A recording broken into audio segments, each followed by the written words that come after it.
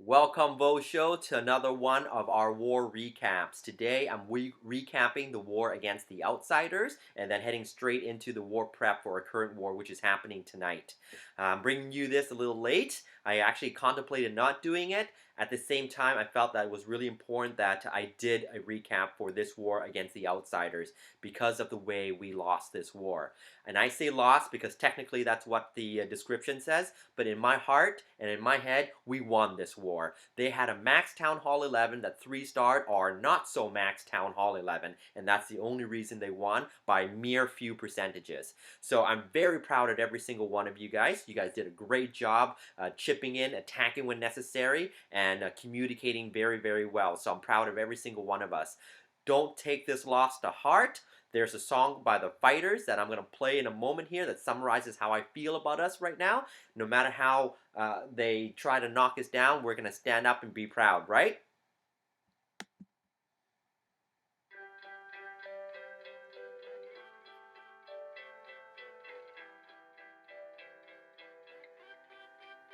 Yeah, just waking up in the morning and to be well. I'm quite honest with you, I ain't really sleep well. You ever feel like your train of thought's been derailed? That's when you press on, lean in. Half the population is waiting to see me fail. Yeah, right, you better off trying to freeze hell. Some of us do it for the females, and others do it for the retail. I do it for the kids, life through the tower head. Or every time you fall, it's only making your chest strong. And I'll be in your corner like mid, baby, till the end of when you hear that song from that big lady. Until the referee rings the bell, till both your eyes start to swell, till the crowd goes home. What we gonna do, y'all? Give 'em hell, turn the heads, gonna look like till we're dead. Give me scars, give me pain, then just save me, save me, save me. They're gonna fight us. They're gonna fight us. Here comes the fighter. That's what they say to me, say to me, say to me. This one's a fighter. I hope you guys enjoyed me making a fool out of myself. Nothing like a little comedy to lighten the mood, right? So jumping into our war recap, Sho versus the Outsiders, 73 stars to 73 stars.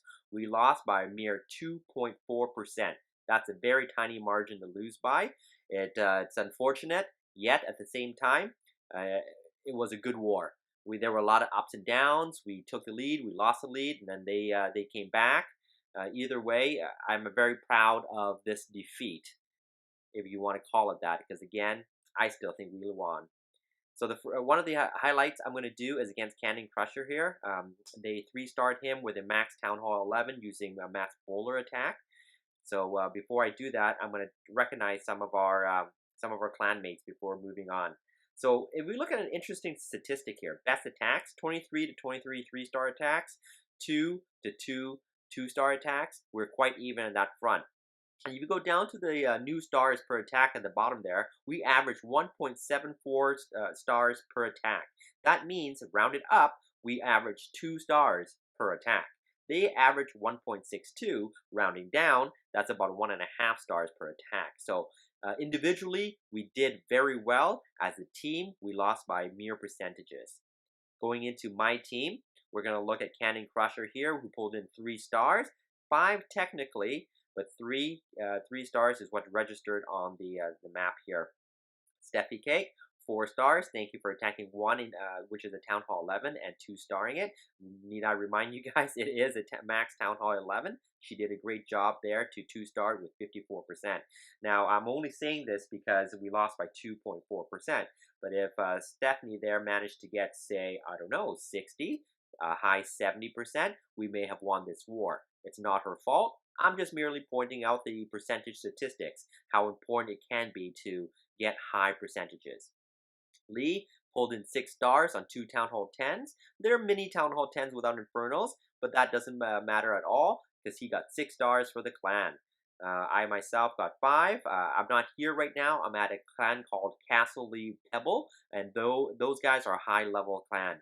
So what I like to do is bring some attacks and showcase some and highlight and showcase some of their strategies and bring incorporate into ours. So that'll come later. Daenerys, you registered 0 stars on that map. I see that you kind of got 5 stars yourself. I really like to see you do a little bit better. You've been struggling the last few wars, but I know you're going to get it together and really 3-star a lot this war. Trox only registered 1 star. I'm surprised you didn't 3-star 7. ACW, you only did one attack in, so we opted you out for this war. You don't communicate very well, so maybe we won't keep you around. A nice surprise to Sam. Sam stepped up, 6 stars. You 3-star number 8. Thank you very much for doing that. That was a mass hog attack. That really pulled in us closer to tie this war, so thank you. King Boru is also 6 stars. Legion of War 6 stars. Monte Cristo 6 stars. So the 3 of you guys stepped up your game. You 3-starred both attacks, and those were really critical stars that you earned for the clan. So kudos to you 3. I appreciate it very much. Manas, you did very well in the challenges and in last war, but for this war, only 1 star registered on that map. I'd like to see you do a little bit better. Maybe it was a little pressure because of this really tight war. But either way, just kind of push it aside and keep trucking on. Zod came in late. I know you always come in late because you're across the world when most of us attack. But I like you to come in and do your attacks early if possible because you're one of our stronger attackers as well. So that's about it. Everybody else is our Bingo Ninja, Lee, Resistance, Star Wars, and our little mini accounts at the bottom here. So overall, great war. Let's go right into the some of the highlights. So sorry, I meant to say great attacks, everybody. One of the highlights I like to point out is down here by Alex. So where are you? It gets pretty low. Legion of War. There we go. Legion of War attacking number 13, and you're number 10. The reason why I want to showcase this one here, you're doing a massive bulk attack with 2 golems. He did something interesting here. On this corner, when you try to drop your wall breakers, sorry, your quakes, I don't feel all there today, so bear with me. So when you quaked it, it was really interesting that you decided to only quake the inner wall. So I'm going to fast forward this because it seemed like it took a while to do that. There we go. Why did you quake the inner wall only? There was definitely enough space for you to quake both the outer and inner wall and save yourself some wall breakers. But that doesn't matter because you're still very strong. This is a max Town Hall 8 with oh no, he's actually more like an 8.5. So he's got 4 ADs instead of the typical 3. I love the wall break to enter in. You bring the golem in on both sides. Mass bulks go in there to clean up. Notice how the queen and the wizards are healed, and right behind there to kill the CC troops. So the Valks can slide in there and take care of all the ground troops. Great rage and heals at the critical points there to rush them through the core and also heal them while they bash at some walls.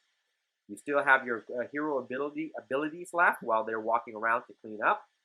And I'm just going to fast forward it from this point here as the golems shield your troops so that they can come in from behind and just clean up those extra buildings and defenses. So even though you had about 3 defenses there, you have a chunk of troops left with the king ability to come up and clean up very well. So one last thing I want to point out on this attack is see these little builder huts here? I mean, you're very strong, Alex, and you took care of it very easily. But I'd like to see some of our guys hang on to, say, 1 or 2 wizards for the very end, just to plop those corner builder huts, just to plop your wizards down there to take care of those corner builder huts. Because there are lots of times when it'll go when you run low on time, and that becomes a a 1-star attack because, or sorry, a 2-star attack with 99% because we don't have enough time to clean those builder huts. So be conscious of that. Save yourself maybe 1 or 2 wizards and plop them down at the end. The next highlight I want to show up is their attack against our Cannon Crusher. So they're number 2, which is a max Town Hall 11, going against our not so max Town Hall 11. He does a queen walk at the top, and I have to point out that I'm seeing more and more of these high attackers, I was going to say elite, but they're really just high attackers, use a queen walk. And I think it's dual purpose. One is you keep your queen healthy and strong longer for the attack, and she can really take up to about a quarter or even a third of the base on her own. But the thing is, if she dies, the healers most likely stay alive and end up healing other troops. So that's a benefit of the queen walk, those healers cleaning up after the queen dies. So he drops his golems and in here had a few wall breaker fails, but it doesn't matter because you can still break through with the bulk of your army. So it was a good clear, nice little funnel. See no buildings on the side, so all your bowlers go right down towards the middle. There's nothing for them to stray off of. No stray buildings. Once you get in there, I think he already used most of his hero abilities there, and they just storm through the core. Sure, the CC is still alive and floating around, but no harm, no foul to him because they strayed away from the bulk of his troops. Throw down a couple of heals, and look at that. Once you get down to that point, it looks like there's not a lot of he doesn't have a lot of troops left. But you have to remember that queen is being healed with 4 healers, and she is just going to walk down and take this base and clean the rest of this base out easily. So everybody fizzles out here, and you have about 5 defenses left. 5 defenses with a max queen, 4 healers, and the I was gonna call him a giant wizard, but with the warden walking around, she's gonna take less than a minute just to walk through this entire base and take out all of those structures. So queen walk, very very strong. I really highly recommend our Town Hall 9 to start practicing and getting familiar with that. A lot of you guys are already familiar with it, so maybe we should hone that skill a little bit more until new attack strategies come out. So those are the only 2 that I really wanted to highlight. Everything else you guys can watch for yourself. The reason I like highlighting those 2 is because it was a Town Hall 9 versus Town Hall 9, Town Hall 11 versus Town Hall 11. With the way the matchup was skewed on this one, it was a lot of Town Hall 10 troops attacking Town Hall 9 bases, and vice versa. No, vice versa. And same for the lower ones, where it was Town Hall 9 troops attacking Town Hall 8 bases. So, all right, guys, war prep. Sho versus Deadly Rabbits. I love the even matchup. Level 11 clan versus level 11 clan. I do have to put a caveat in there. Their war win streak there indicates 1 win. That win pushed them to level 11. So they're a new level 11 clan. That doesn't mean they're crappy or anything like that. What it does show that they are very good enough to make level 11. When you look at their war bases, they have no Town Hall 11. They only have 2 Town Hall 10s and a bunch of 9s. So that tells me that they've been winning because of their defensive ability. If you go down to their lowest Town Hall Town Hall 9, which is number 21, it's a Town Hall 9 with 10 and 10 heroes. And that's their weakest Town Hall 9. So if you can imagine what their middle and top Town Hall 9s are like. So I feel that this clan here has won a lot of wars because of their defensive ability. So that means we need to win this war with our offensive ability. With Cannon, Stephanie, and Lee, with our top 3, we have strong attacks with those three people there, and they're literally going to take 1 right down to 6. I think it's a sign of 5, but you'll see in the end that they may even have to attack 6. So if you go to 7, which is where our first Town Hall 9s need to attack, I'll show you the strength of their heroes. Look at that, 20 and 19. And it's, I mean, this is a war prep day base, so it's not a true base, but still, that's a strong base for our Town Hall 9s to attack. So it's great to see wars like this because it'll be more of an even matchup. Town Hall 9s versus Town Hall 9s, Town Hall 10s, Town Hall 11s versus Town Hall 11s at the top. But I'm really looking forward to this war to see how well our Town Hall 9s do, especially our middle and lower guys who have always been consistent for us. Hopefully they can stay consistent and pull through for this one.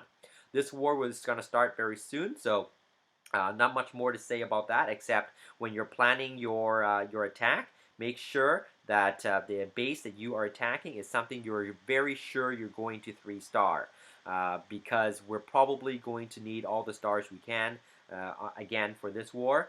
Some of you guys might disagree because it looks easy, but the bases, if we use our attacks right, it will be easy. But if you look at their bases, I don't see us 3-starring every single Town Hall 9, especially down towards middle to upper middle of their Town Hall 9s. So that's it, guys. That's all I have to say about that. Check out your war assignments because they're placed that way so that we maximize our attacks to guarantee the most amount of stars. Good luck, everybody, and Stephanie and I will be back later tonight to do our attacks and to donate as well. So peace out and good clashing.